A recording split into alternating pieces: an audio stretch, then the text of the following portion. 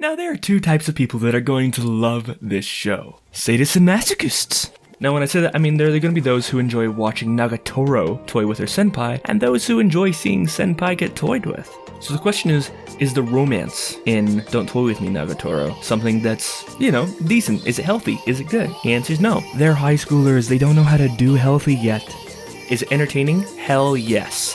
And it is romantic. Now, why would I say this is romantic? Is it not just bullying? Well, you see, romance is a thing of tension, flavor, passion, development, and a tasteful perspective. There's no denying the tension in this relationship, but that by itself isn't something that makes romance. And that's where we come to something that I just like to call flavor. Flavor is the overall feelings. It's the way that it's the way it tastes. It's hard to describe, but you can tell between the two feelings of the two individuals as to whether or not this is something that they both genuinely feel, and whether or not the romance is a two-way road. And on top of that, there's a hard line. And at this point in the anime, we've now seen that hard line. And Nagatoro is not okay with that hard line being passed ever. Now, this is not a healthy romance. This is definitely leaning towards toxic, as you would expect a high school romance to do.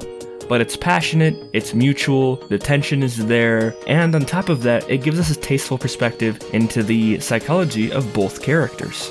So let's get into the social distinctions between our two main leads, that of someone who doesn't fit the mold, and that of someone who breaks the mold.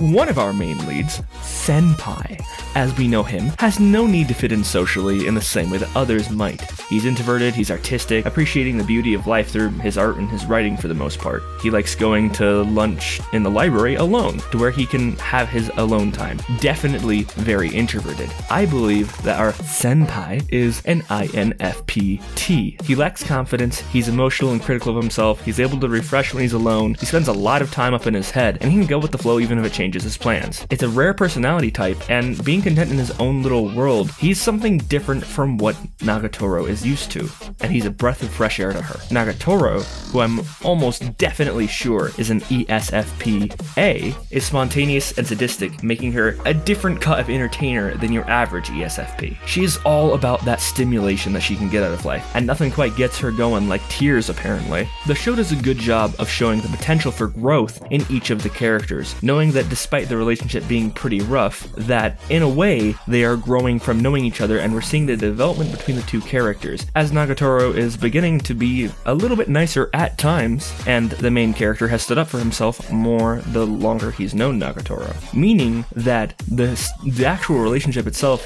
has potential to be good for both of them. Now, it is pretty rough. She's literally being like, smack me. Yes, smack the women. Yes, smack the woman. Wait, no, we don't smack the women. Let's talk about the art.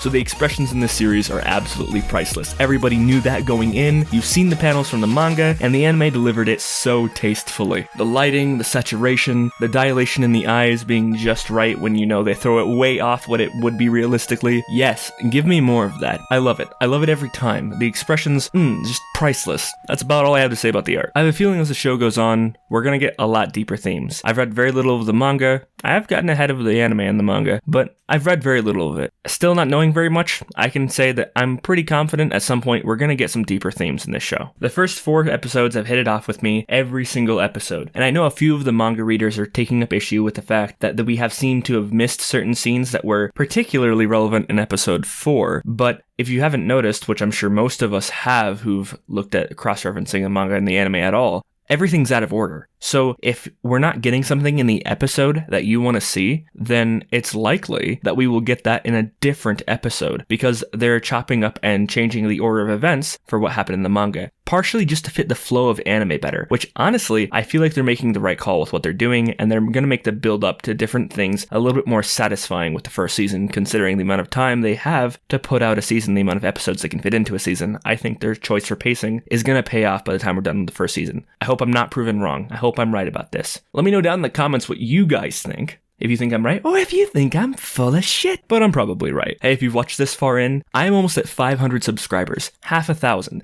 That is so exciting to me. Give me the new digit. You could be my 500th subscriber. Hit that red button and let's do it. Let's hit 500. See if we can get it done by the end of the day with the release of this video. Man, that's a really high goal for myself. A huge thank you to my patrons, particularly to Brenda, Justin, and Meltar. You guys are all fantastic. beautiful people. This has been Kai Han, and I'll catch you on the way down the abyss next time.